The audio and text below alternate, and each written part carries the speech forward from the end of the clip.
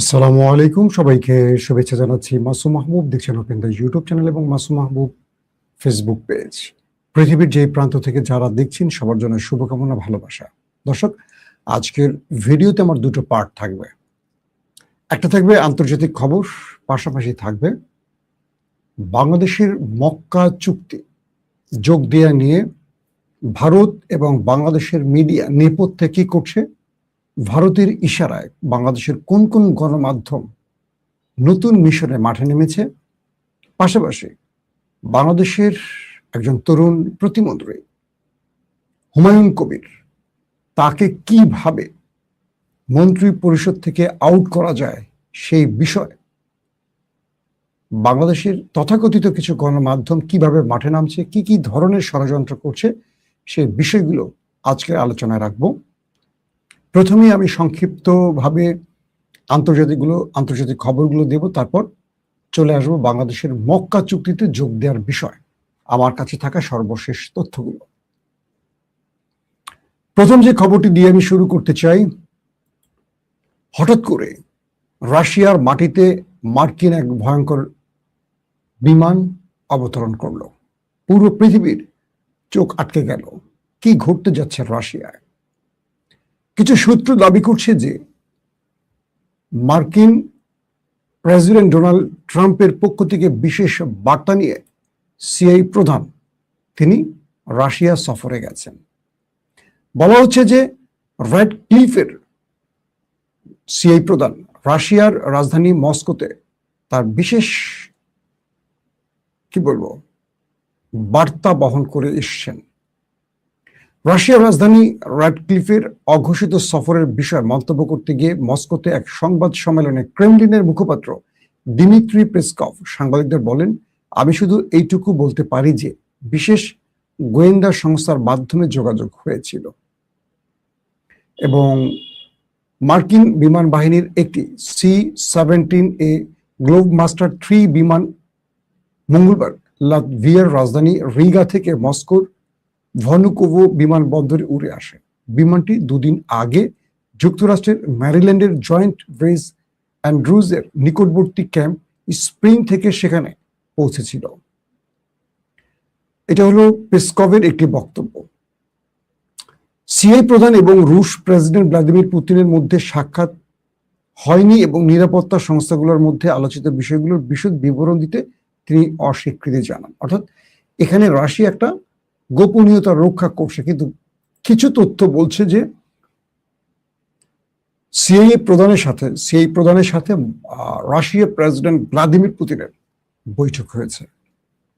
সেখানে যে তথ্যগুলো আসছে যে সিআইএ প্রধান র্যাডক্লিফ তিনি ভ্লাদিমির পুতিনকে বলছেন, আপনি ইউক্রেনে হামলা বন্ধ করেন। আর ভ্লাদিমির পুতিনের পক্ষ থেকে আমেরিকার উদ্দেশ্যে যে বার্তাটি র্যাডক্লিফের মাধ্যমে গেছে সেটি হলো যে তোমরা মানে আমেরিকা বা ইউরোপ ইউক্রেনকে সাহায্য বন্ধ করো। যদি তোমরা সাহায্য বন্ধ না করো, যদি যুক্তরাজ্য মানে ব্রিটেন তার অস্ত্র সরবরাহ বন্ধ না করে ইউক্রেনে, আমাদের নেক্সট আক্রমণ হতে যাচ্ছে ব্রিটেনে অর্থাৎ যুক্তরাজ্যে। যখন ভ্লাদিমির পুতিন এই কথাটি বললেন তখন সিআইএ প্রধান বললেন, যদি রাশিয়া কোন ন্যাটোভুক্ত দেশে হামলা করে অর্থাৎ যুক্তরাজ্যে হামলা করে বসে, তাহলে আমেরিকা বাধ্য হবে এই যুদ্ধে নিজেকে জড়াতে। আমেরিকা বাধ্য হবে, অর্থাৎ আমেরিকা চাইছে না কিন্তু আমেরিকা বাধ্য হবে ন্যাটোর আর্টিকেল 5 অনুযায়ী। পাশাপাশি ভ্লাদিমির পুতিন সিআইএ প্রধানকে বললেন, আমার সকল মিসাইল প্রস্তুত আছে তোমাদের দিকে এবং ইউরোপের দিকে। যদি তোমরা ইউক্রেনে তোমাদের সহযোগিতা বন্ধ না করো, যদি ইউরোপ প্রকাশ্যে বা গোপনে ইউক্রেনকে অস্ত্র সরবরাহ করতে থাকে, তাহলে আমাদের নেক্সট লক্ষ্যবস্তু তারা হবে, এতে কোনো সন্দেহ নেই। আর আমেরিকা যদি ন্যাটোর ধারা অনুযায়ী এই যুদ্ধে নেমে পড়ে ন্যাটোর কোনো দেশে আক্রমণের কারণে, তাহলে আমরা আমেরিকাকে ওয়েলকাম জানাবো এই যুদ্ধে আমাদের সাথে লড়ার জন্য। সিআই প্রধান বলছে আমরা তোমাদের অবস্থা ইরানের মতো করে দেব রাশিয়াকে। রাশিয়া বলছে যে ইরানের পা ধরে মাপ চাইছে যারা, আমরা তাদেরকে তার চেয়ে নিচে নামাবো। অর্থাৎ দুইজনের মধ্যে যে আলোচনা হয়েছে, কিছু গণমাধ্যম এই বিষয়টিকে ঠিক এভাবে বর্ণনা করেছে। যদিও পেসকভ তিনি বলছেন যে ভ্লাদিমির পুতিনের সাথে তার দেখা হয়নি বা এরকম, মানে তিনি এই বিষয়টিকে এড়িয়ে যাওয়ার চেষ্টা করছেন। বলা হচ্ছে দীর্ঘ 5 বছর পর মার্কিন সিআই প্রধান রাশিয়া সফরে গেছেন। আসলে কি ঘটছে এখানে? শুধু ইউক্রেন ইস্যুতে আলোচনা হয়েছে না, এখানে ইরান ইস্যুতেও আলোচনা হয়েছে। রাশিয়া আমেরিকাকে স্পষ্ট বলে দিয়েছে, তোমরা যে ইরানের উপর স্যাংশন দিয়েছ বা নিষেধাজ্ঞা দিয়েছ, এটা রাশিয়া মানবে না। তারা ইরানের পাশে আছে, শেষ দিন পর্যন্ত পাশে থাকবে। ঠিক একইভাবে চীনও রাশিয়াকে এই বার্তা, আমেরিকাকে এই বার্তাটি দিয়েছে। চীন বলছে আমেরিকাকে যে আমরা ইরানের সাথে বাণিজ্যিক সম্পর্ক অব্যাহত রাখব, তোমরা এই বিষয়ে নাক গলাবে না, কারণ এটা চীনের এবং ইরানের নিজস্ব ব্যাপার। তোমরা চীনের কোনো কূটনীতি বা পররাষ্ট্রনীতি কিংবা বাণিজ্য নীতি 1000 মাইল দূর থেকে চীনকে চাপিয়ে দিতে পারো না। চীন তার পূর্বের অভিজ্ঞতা অনুযায়ী বা পূর্বের মতোই ইরানের সাথে তাদের সকল বাণিজ্যিক সম্পর্ক অব্যাহত রাখবে। চীন স্পষ্ট করে বলে দিয়েছে আমেরিকাকে, তোমাদের এই স্যাংশন আমাদের কিচ্ছু যায় আসে না, আমরা ইরানের সাথে প্রয়োজনে আরো ভালো বাণিজ্য নীতিতে পৌঁছতে চাই। আরো ভালো মানে কি, এখন যেহেতু ইরান এই নিষেধাজ্ঞার জন্য বড় রকম চাপে পড়ে যাবে, তাই প্রয়োজনে আমরা ইরানকে আরো বেশি সহযোগিতা করতে চাই। তো এই দুটো দেশের স্পষ্ট বার্তা হলো তারা ইরানের পক্ষে থাকতে চায়, তারা ইরানের হাত ছাড়তে চায় না। এবং ইরানের বিমান প্রতিরক্ষা প্রধান আজকে বলছেন যে সাম্প্রতিক দুটি যুদ্ধে শত্রু যুদ্ধ বিমান ও কৌশলগত ড্রোন আঘাত হানায় তার বাহিনীর সক্ষমতা প্রমাণিত হয়েছে এবং সেই শিক্ষা এখন নতুন কৌশল ও স্থানীয়ভাবে নির্মিত ব্যবস্থার কাজে লাগানো হচ্ছে। অর্থাৎ ইরান এখন নিজেরাই নিজেদের আকাশ প্রতিরক্ষা সিস্টেম তৈরিতে মনোযোগী হয়েছে এবং তৈরিতে তারা সাকসেস পাচ্ছে। পাশাপাশি তারা বলছে মার্কিন অনেক হামলা তারা প্রতিহত করতে পেরেছে, যার কারণে ইরান এই জায়গায় এখন একটা বৈপ্লবিক পরিবর্তন আনতে যাচ্ছে। পাশাপাশি ওমানের সাথে ইরানের বৈঠক হয়েছে গতকালকে এবং ইরান স্পষ্ট বলে দিয়েছে যতক্ষণ আমেরিকা তার নেভাল ব্লকেট তুলে এই অঞ্চল ছেড়ে না যাবে ততক্ষণ হরমুজ বন্ধ থাকবে। আবার পাকিস্তানের সেনাপ্রধান আসিম মুনিরের মাধ্যমে ইরানের কাছে আমেরিকা বার্তা পাঠিয়েছে যে যদি হরমুজ প্রণালী ইরান খুলে দেয় তাহলে ইরানের উপর সকল নিষেধাজ্ঞা প্রত্যাহার করা হবে। তার মানে আমেরিকা ইরানের উপর যে নিষেধাজ্ঞাগুলো দিয়েছে সেই নিষেধাজ্ঞা দিয়েও ইরানের কিচ্ছু করতে পারছে না। এই পরিস্থিতির মধ্যে এখন আটকে আছে আমাদের ট্রাম্প চাচ্ছ। অন্যদিকে ইরানের সেনাবাহিনীর মুখপাত্র মোহাম্মদ আকরামানিয়া ঘোষণা করেছেন যে যুদ্ধে ধ্বংস হওয়া অবকাঠামো পুনর্নির্মাণে ইরান উল্লেখযোগ্য অগ্রগতি করেছে এবং নতুন সামরিক সরঞ্জাম পেয়েছে। ইরানের উপ পররাষ্ট্রমন্ত্রী কাজেম গারিবাদি বলেছেন ওমানের সঙ্গে একটি অস্থায়ী ট্রানজিট চুক্তি থাকা সত্ত্বেও হরমুজ প্রণালী বন্ধ রয়েছে। তিনি জোর দিয়ে বলেন জলপথটি পুরোপুরি খোলার আগে ওয়াশিংটনকে অবশ্যই সমঝোতা স্মারকের অধীনে দেয়া প্রতিশ্রুতিতে ফিরে আসতে হবে। মার্কিন প্রেসিডেন্ট ডোনাল্ড ট্রাম্প বলেছেন যে প্রণালীটি মানে হরমুজ প্রণালীটির আন্তর্জাতিক জলসীমা থেকে সমস্ত মাইন অপসারণ করে নিষ্ক্রিয় করা হয়েছে এবং তেহরানকে সতর্ক করা হয়েছে যে নতুন মাইন স্থাপনকারী যে কোনো জাহাজ ধ্বংস করা হবে। মার্কিন পররাষ্ট্র দফতর আল জাজিরাকে জানিয়েছে যে তেহরানের অবশিষ্ট আর্থিক যোগানগুলো বন্ধ করে এবং সাম্প্রতিক নিষেধাজ্ঞার পর দ্রুত পরবর্তী পদক্ষেপ গ্রহণের মাধ্যমে ওয়াশিংটন ইরানের এই দীর্ঘদিনের হুমকির অবসান ঘটাতে সুনির্দিষ্ট পদক্ষেপ নিচ্ছে। দর্শক আসেন এবার বাংলাদেশের খবরে চলে আসি। বাংলাদেশের খবর বলতে গেলে আমাদের এখন সবচেয়ে বড় টেনশন একটি ইস্যু নিয়ে, সেটি হলো মক্কা চুক্তি। আমি গত কয়েকদিন ধরে এই মক্কা চুক্তি নিয়ে সিরিজ কথা বলছি। তার কয়েকটা কারণ আছে। আমি যখন বাংলাদেশের কোনো একটি ইস্যু নিয়ে কথা বলি, ধরে নেবেন বাংলাদেশের অনেক বড় একটা স্বার্থ সেখানে জড়িয়ে আছে। আমি নিছক মানে একদম বাগডুম নিয়ে কথা বলতে চাই না, কিংবা ভিউ বাড়ানোর জন্য ওই আজগুবি বিষয়, কারো ভিডিও লিক, ওই লিক, সেই লিক, এগুলো নিয়ে কথা বলতে চাই না। যেখানে বাংলাদেশের স্বাধীনতা, সার্বভৌমত্ব প্রশ্নের মুখে, সেখানে আমি সাধারণত কথা বলার চেষ্টা করি। আমি বলছিলাম যে আমার খুব প্রিয় মানুষ হুমায়ুন কবির ভাই, তার উপর হঠাৎ করে চাপ আসছে, আপনারা দেখেছেন। আচ্ছা, আমাদের আলগা মোমেন পররাষ্ট্রমন্ত্রী বা হাসাও মাহমুদ, তাদের তো দ্বৈত নাগরিক ছিলেন তারা। একজন হাসাও মাহমুদ ইউরোপের, আর আলগা মোমেন ছিল মার্কিন যুক্তরাষ্ট্রের। পাশাপাশি আরো কয়েক ডজন আওয়ামী লীগের এমপি মন্ত্রী, তাদের দ্বৈত নাগরিকত্ব ছিল। গত 15.5 বছরে প্রথম আলো, ডেইলি স্টার কিংবা আওয়ামী গণমাধ্যম কিংবা বাংলাদেশের কোনো মাধ্যম তাদেরকে নিয়ে একটা প্রশ্ন তুলেছে? আপনারা দেখেছেন কেউ? আমি দেখিনি, আপনারা দেখেছেন কিনা? হঠাৎ করে কেন বাংলাদেশের নতুন টেকনোক্রেট প্রতিমন্ত্রী হুমায়ুন কবিরকে নিয়ে এই প্রশ্নটি আসছে? কিছু তথ্য বলছে ভারত মক্কা চুক্তিতে বাধা দেওয়ার জন্য তার সবগুলো পথ অতিক্রম করতে চায়। কূটনৈতিক চেষ্টা অব্যাহত রেখেছে, থ্রেট অব্যাহত রেখেছে, তাদের সকল পরিভাষা, ভাষা অব্যাহত রেখেছে বাংলাদেশের সাথে বা নতুন সরকারের সাথে। একজন ব্যক্তি কোনোভাবে কথা শুনছে না, তার নাম হলো পররাষ্ট্র প্রতিমন্ত্রী। বাংলাদেশের বিএনপির সিনিয়র কজন নেতা, তাদের সাথে ভারত কথা বলেছে। তারা বলছে যে আমরা এই বিষয়ে ওয়াকিবহাল নই বা এই বিষয়ে আমাদের কোনো কিছু করার নেই। এই বিষয়টা ডিল করছেন দুজন ব্যক্তি, একজন প্রধানমন্ত্রী তারেক রহমান, অন্যজন প্রতিমন্ত্রী হুমায়ুন কবির। তাহলে ভারত বিএনপির কোন কোন মন্ত্রীদের সাথে কথা বলছেন আপনারা আন্দাজ করতে পারছেন তারা কারা? তারা কিন্তু গুরুত্বপূর্ণ ব্যক্তি, কিন্তু এই দফতরের নয়। বলা হচ্ছে যে ভারত তার প্রত্যেকটি গণমাধ্যম ইতিমধ্যে বাংলাদেশ এবং এই পররাষ্ট্র প্রতিমন্ত্রীর বিরুদ্ধে এবং মক্কা চুক্তি নিয়ে জোরে সোরে সংবাদ প্রচার করছে। দেখবেন ভারতের প্রত্যেকটা গণমাধ্যম। এবং এই প্রতিমন্ত্রীকে চাপে ফেলতে বা এই পদ থেকে সরাতে বা যে কোনো ভাবে তাকে সরানোর জন্য বা তাকে ম্যানেজ করার জন্য সব রকম পথ অতিক্রম করতে চায় তারা। কি হলো?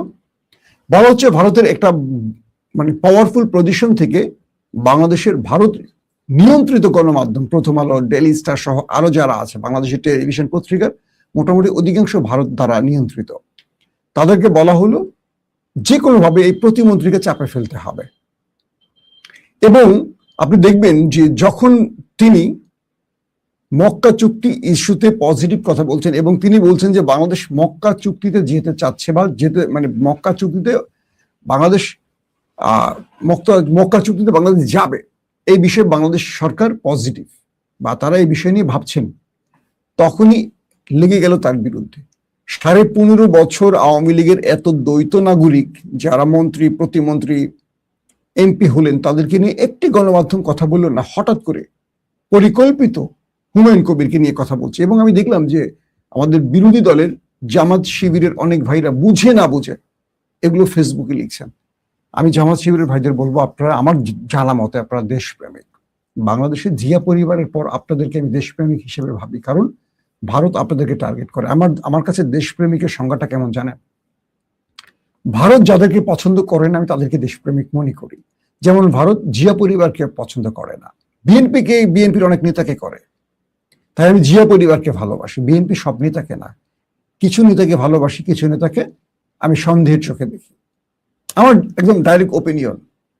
আর জামাতকে আমি পছন্দ করি। কেন করি? কারণ ভারত জামাতকে পছন্দ করে না। আমার জামাতকে পছন্দ করার একটাই কারণ, এছাড়া জামাতকে পছন্দ করার আমি আর খুব বেশি কারণ খুঁজে পাই না। কারণ আমি তাদের এক নেতাকে সাম্প্রতিক সময় আমাকে ফোন করছে যে তোমার ভিডিও দেখি ভালো লাগে, তুমি তো খুব সত্য কথা বলো, ঠোঁট কাটা সত্য কথা বলো, কার পক্ষে যায় কার বিপক্ষে যায় বুঝি না তোমাকে মাঝে মাঝে, তুমি কি বিএনপি করো না জামাত করো আমরা বুঝি না। আসলে আমি কিছু করি না, আমি দেশের দালাল, বাংলাদেশের দালাল।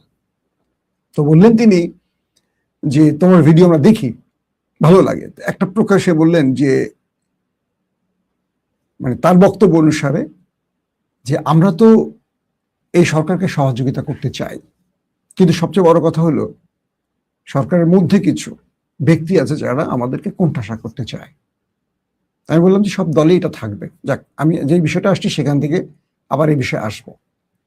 তো বলা হচ্ছে যে জামায়াত ইসলাম ভারতের প্রধান শত্রু আর জিয়া পরিবার প্রধান শত্রু, এটা আপনারা জানেন।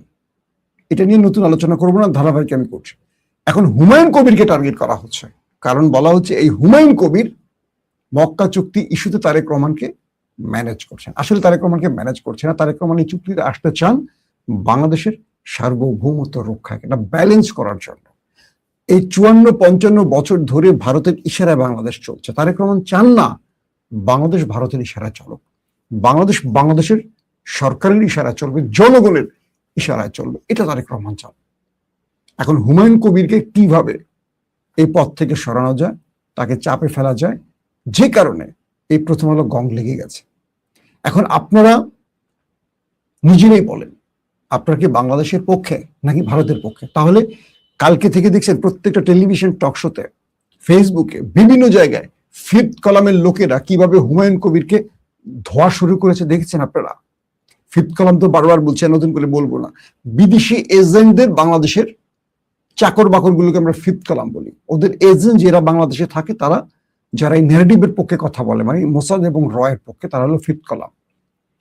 তো খুব স্পেসিফিক ভাবে ভালো করে খেয়াল করবেন, হুমায়ুন কবিরকে নিয়ে সোশ্যাল মিডিয়া এবং টেলিভিশনগুলোতে, অধিকাংশ টেলিভিশনগুলো বুঝে না বুঝে হোক সংবাদ প্রচার করছে। তিনি বলছেন জ্বালা, এত জ্বালা কেন? মঈনুদ্দিন ফখরুদ্দিনের 2008-এর মতো জ্বালা উঠছে। কাকে বলছে? প্রথম আলোকে বলছে। একটি বিষয় মনে রাখতে হবে, তার বিরুদ্ধে হানি ট্র্যাপ থেকে শুরু করে আরো বড় বড় ট্র্যাপের গল্প আসবে। তার বিরুদ্ধে ডিফেক ভিডিও আসতে যাচ্ছে, এমন আভাস পাওয়া যাচ্ছে। তাকে দুনিয়া থেকে সরানোর পরিকল্পনা হতে পারে। তার উপরে আরো বড় বড় অ্যাসাসিনেশন আসতে পারে। সকল কিছু মাথায় রেখে আমাদের এই সরকারের পাশে থাকতে হবে, পররাষ্ট্র প্রতিমন্ত্রীর পক্ষে থাকতে হবে, তারেক রহমানের পক্ষে থাকতে হবে, কারণ তারেক রহমান সঠিক পথে আছেন।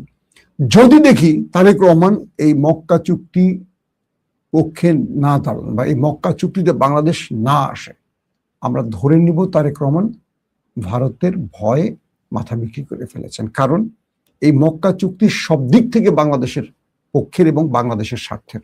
আমি ওপেন একদম ডাইরেক্ট বলছি, যদি বাংলাদেশ মক্কা চুক্তিতে প্রবেশ করে, ধরে নিব তারেক রহমান ভারতের বিরুদ্ধে চ্যালেঞ্জ গ্রহণ করেছেন। যদি তিনি গ্রহণ করতে না পারেন, তাহলে ধরে নিব বিএনপি কোথাও বিক্রি হয়ে গেছে। আমাদের আশা আর থাকবে না বিএনপির প্রতি, আমার খুব স্পষ্ট বার্তা। তো এখন যে বিষয়টি তৈরি হয়েছে, আমাদের দেশে ভেতরে মিডিয়াগুলো এখন উঠে পড়ে লেগেছে। এতদিন ধরে বিএনপিকে বারবার বলেছিলাম যে মিডিয়াগুলোকে সংস্কার করেন। আওয়ামী লীগের ফ্যাসিস্টরা বসে আছে মিডিয়াতে, জাস্ট তারা বিএনপি সেজে বসে আছে, আসলে তারা বিএনপি না। তাদের মধ্যে এখন মূল খেলাটা কি জানেন? বিএনপি আর জামাতের মধ্যে দূরত্ব তৈরি করতে মিডিয়া বড় ভূমিকা নিচ্ছে। এই রাশেদ, নুরুরা, তাদের টার্গেট আওয়ামী লীগ না। কোন একটি জায়গায় আওয়ামী লীগ নিয়ে কথা বলতে দেখছেন রাশেদ বা নুরুকে? তাদের প্রত্যেকের ভাষা শুধু জামাতের দিকে। কেন ভাই? বাংলাদেশের জামাত বিএনপির প্রতিপক্ষ, বিরোধী দল হিসেবে জামাতের আসন কয়টা? জামাত বাংলাদেশে খুব শীঘ্রই ক্ষমতায় আসার সম্ভাবনা আছে, কিন্তু বাংলাদেশে যে জামাত বিএনপি গত 20-25 বছর ধরে সীসাগলা প্রাচীরের মতো এক হয়েছিল, তাদের বিরুদ্ধে কথা বলছে। আর যেই আওয়ামী লীগ 15.5 বছর ধরে অজস্র হাজারো লক্ষ মানুষকে হত্যা করেছে বিরোধী দলের, তাদের নিয়ে আমরা কথা বলছি না কেন? এটা রাজনীতি নাকি কুরাজনীতি? আমার কাছে একদম খুব সহজ বাক্যে আমি যে ব্যাখ্যাটা বুঝি। তো আমাদের টার্গেট জামাত দমন না আওয়ামী লীগ দমন? নুরুর রাশেদের কাছে এই প্রশ্ন, আপনাদের প্রত্যেকটা বক্তব্য জামাতকে নিয়ে কেন? জামাত বাংলাদেশের মানে বিএনপিকে কোনো বড় চ্যালেঞ্জ দিতে পারছে? এরা তো সরকারে আসবে কি? এরা তো বিরোধী দলেরই এখনো যোগ্য হতে পারেনি। এদের নিয়ে তো ভয় পাওয়ার কিছু নেই জামাতকে নিয়ে। জামাত আগে তৈরি হোক, সময় আছে। বিএনপি ফল্ট করলে, বিএনপি ভুল করলে জামাতের সুযোগ তৈরি হবে, নতুবা জীবনে জামাত ক্ষমতায় আসবে না। তো বিএনপি সেই ভুলে যাবে কেন? এটা হলো আমার প্রশ্ন। বিএনপি সঠিক পথে হাঁটুক, তাহলে জামাতের স্বপ্ন ভেঙে যাক, কারণ বাংলাদেশের মানুষ মধ্যমপন্থী একটা দল পছন্দ করে, না আওয়ামী লীগ না খুব কট্টর। এখন আসেন মক্কা চুক্তি ইস্যুতে সম্ভাব্য টার্গেট কি? যে কোনো ভাবে সরকার বাংলাদেশের মধ্যে বড় ম্যাসিভ আকারে কিছু দুর্ঘটনা ঘটবে, আগুন, বিভিন্ন জায়গায় সন্ত্রাসী হামলা, বিভিন্ন জায়গায় জঙ্গি হামলা, বাংলা ভাইয়ের মতো শায়েক রহমান বাংলা ভাইরা যা করছে এগুলো তো করছে ভারত এবং আওয়ামী লীগ পরিকল্পিতভাবে। এরকম জঙ্গি হামলার ঘটনা ঘটতে পারে। দুই, কাউমির একটা গ্রুপ আছে যারা আওয়ামী লীগ পন্থী, একটা গ্রুপ, বলছে সবাই না, তাদেরকে মাঠে নামানো হবে বিভিন্ন ইস্যুতে সরকারকে টালমাটাল করার জন্য। বাংলাদেশে হঠাৎ করে আরো বড় কিছু অঘটন ঘটবে যেটার পুরো সেন্টিমেন্ট সরকারের বিরুদ্ধে চলে যাবে। তিন, পররাষ্ট্রমন্ত্রীর উপর কোনো অ্যাসাসিনেশন আসতে পারে।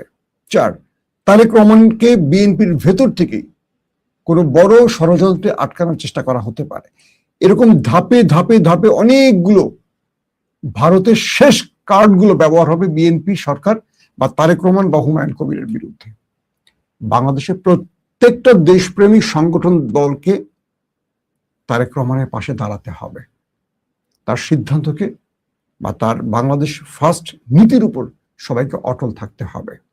আর হুমায়ুন কবিরকে এইটুকু সাহস দিতে হবে, ভয় পাবেন না, আমরা পাশে আছি।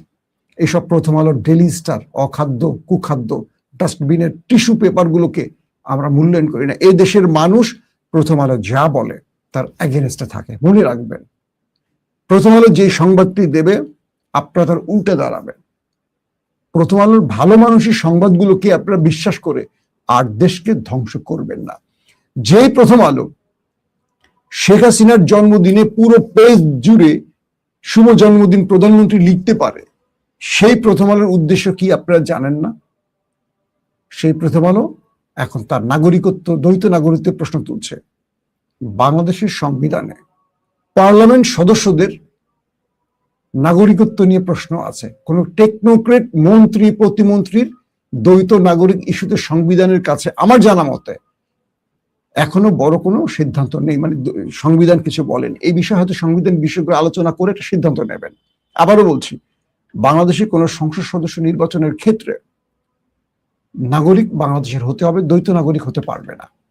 কিন্তু টেকনোক্রেট মন্ত্রীর ক্ষেত্রে সংবিধানে এই কথাটি স্পষ্ট নেই।